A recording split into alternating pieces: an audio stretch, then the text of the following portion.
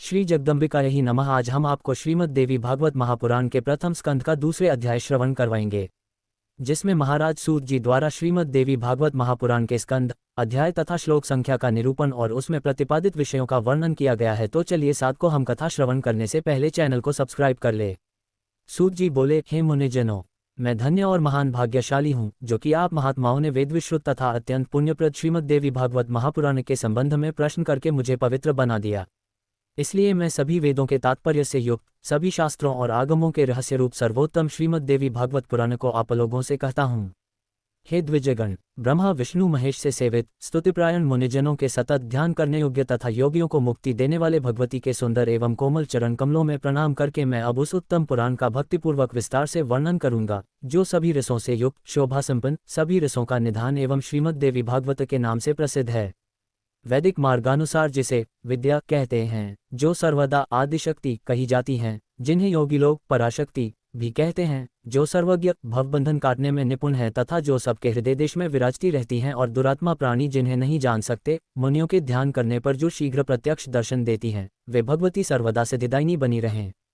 जो सत रूप उस जगत की सृष्टि करके अपनी त्रिगुणात्मिका सत्वर रज तम शक्ति द्वारा उसका पालन करती तथा प्रलयांत में उसका संहार करके अकेली स्वयं लीलार्मण करती हैं, उन समस्त विश्व की जननी भगवती का मैं मन ही मन स्मरण करता हूँ। ये संसार में प्रसिद्ध है कि ब्रह्मा ही इस संपूर्ण जगत के सृष्टा हैं, साथ ही सभी वेदज्ञ तथा पुराणवेता भी यही कहते हैं।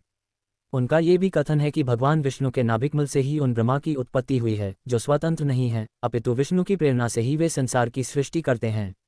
जब कल्पांत में सर्वत्र जलमय हो जाता है, तब केवल शेष्या पर भगवान विष्णु शयन करते हैं और उन्हीं के नाभिकमल से ब्रह्मा का आविर्भाव होता है। इस प्रकार जब सहस्त्र फण वाले शेष ही विष्णु के आधार हैं, तो फिर उन मुरारी को भी सर्वाधार भगवान कैसे कहा जाए। प्रलयकालीन समुद्र का जल भी तो रसरूप ही है और बिना पात्र रस कहीं ठहर नहीं सकता। अतएव जो सब प्राणियों में शक्ति रूप से विराजती रहती हैं, मैं उन संपूर्ण संसार की जननी आदिशक्ति भगवती की शरण ग्रहण करता हूँ। योग निद्रा में लीन भगवान विष्णु को देखकर उनके नाभिकमल पर विराजमान ब्रह्मा ने जिन देवी की स्तुति की थी, मैं उन्हीं पराशक्ति भगवती के शरणागत हूँ। हे मुनिजनों, उन्हीं निर्गुण तथा सगुण रूप वाली तथा मुक्तिदायिनी योगमाया का ध्यान करके मैं यहाँ संपूर्ण देवी भागवत पुराण कह रहा हूँ, आप लोग सुनिए। ये श्रीमद् देवी भागवत नामक पुराण अत्यंत पवित्र एवं उत्तम है।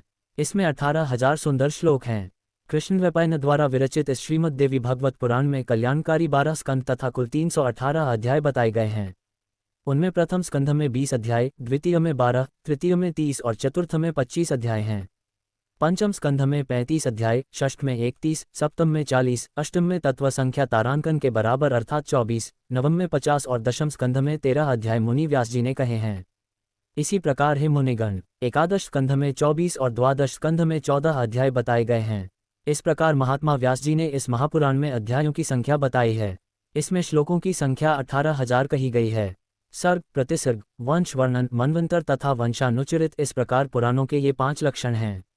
जो कल्याणमयी भगवती नित्या, निर्गुणा, व्यापक रूप से सृष्टि में स्थित रहने वाली, विकाररहित, योगगम्या, सबकी आधार रूपा तथा तुरीयावस्था में प्रतिष्ठित हैं, उन्हीं की सात्विकी, राजसी और तामसी शक्तियां महासरस्वती, महालक्ष्मी तथा महाकाली नामक देवियों के रूप में प्रकट होती हैं। उन्हीं तीनों शक्तियों का सृष्टि के लिए शरीर धारण करना ही शास्त्र के विद्वानों के द्वारा सर्ग कहा गया है।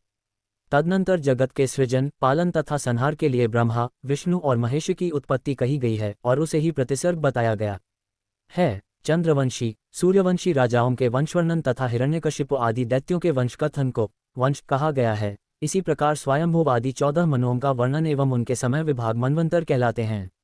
उन मनुओं के वंश का क्रमशः वर्णन करना ही वंशानुचरित कहा गया है। हे मुनिव्रो, इस प्रकार सभी पुराण उपर्युक्त 5 लक्षणों से युक्त होते हैं। 1.25 लाख श्लोकों का महाभारत नामक ग्रंथ भी व्यास जी ने ही रचा है। ये इतिहास कहलाता है, जो वेदसम्मत होने के कारण 5वां वेद कहा गया है। शंकर जी बोले, हे सूत जी, वे पुराण कौन कौन से हैं और कितने हैं, हम लोगों को सुनने की उत्कट इच्छा है और आप सर्वज्ञ हैं, अतः विस्तार से बताइए। कलिकाल से भयभीत हम ब्राह्मण नैमिषारण्य में ही रहते हैं। ब्रह्मा जी ने मनों में चक्र हमें देकर यह आदेश दिया था कि इसी चक्र के पीछे पीछे आप लोग जाएं। जहाँ इस चक्र की नेमी शीर्ण हो जाए, वह देश परम पवित्र कहा गया है। वहाँ कभी कलियुग का प्रवेश नहीं होगा। आप लोग वहाँ तब तक रहें जब तक पुनः सत्य युग न आ जाए। उनका वह वचन सुनकर तथा उनकी बातों को हृदय में रखकर हम लोग सब देशों के दर्शनार्थ उस मनोमय चक्र के पीछे पीछे तत्काल चल दिए। चलते चलते इसी स्थान पर पहुंचकर उस चक्र की नेमी हम लोगों के देखते देखते शीर्ण हो गई। तभी से ये स्थान परम पवित्र नैमिषक क्षेत्र के नाम से प्रसिद्ध हुआ। यहाँ कभी कलि का प्रवेश नहीं होता, इसीलिए मैंने अनेक ऋषि मुनियों, सिद्धगणों एवं कलि से भयभीत महात्माओं के साथ यहाँ अपना निवास बना लिए है। हम लोगों ने यहाँ पर चरु पुरोडाश आदि द्वारा अनेक पशुवध विहीन यज्ञ किए हैं। जब तक सत्ययुग न आ जाए तब तक हम लोगों का यहीं रहने का दृढ़ निश्चय है। हे सूत जी, आप निश्चित रूप से हम लोगों के सौभाग्य से ही यहाँ आ पहुँचे हैं, इसलिए आप इस ब्रह्मसम्मित पावन पुराण की कथा कहिए। हे सूत जी, हम लोगों को सुनने की उत्कट इच्छा है और आप जैसे बुद्धिमान वक्ता भी प्राप्त हैं। हम लोग भी अपना सभी कार्य त्याग कर चित्त एकाग्र करके यहाँ स्थित हैं। अतः हे सूत जी, आप चिरंजीवी हों तथा तीनों प्रकार के तापों दैहिक, दैविक, भौतिक से मुक्त रहकर अब हम लोगों को परम पवित्र तथा कल्याणकारी श्रीमद् देवी भागवत पुराण सुनाइए, जिसमें धर्म, अर्थ और काम का विधिवत वर्णन किया गया है। महर्षि व्यास ने भी बताया है कि इसके द्वारा ज्ञान प्राप्त करके पुनः उससे मुक्ति मिलती है। हे सूत जी, महर्षि वेदव्यास ने जिस पवित्र पुराण को कहा है, उसके मनोहर कथा चरित्रों को सुनने से हमारी कभी तृप्ति नहीं होती है। सभी गुणों का एकमात्र स्थान, परम पवित्र, समस्त संसार की जननी भगवती के लीलानाट्य के समान विचित्र, सभी पाप समूहों का नाश करने वाले तथा सब प्रकार की अभिलाषाओं को पूर्ण करने वाले तथा भगवती के नाम से समन्वित श्रीमद् देवी भागवत महापुराण को प्रकट कीजिए।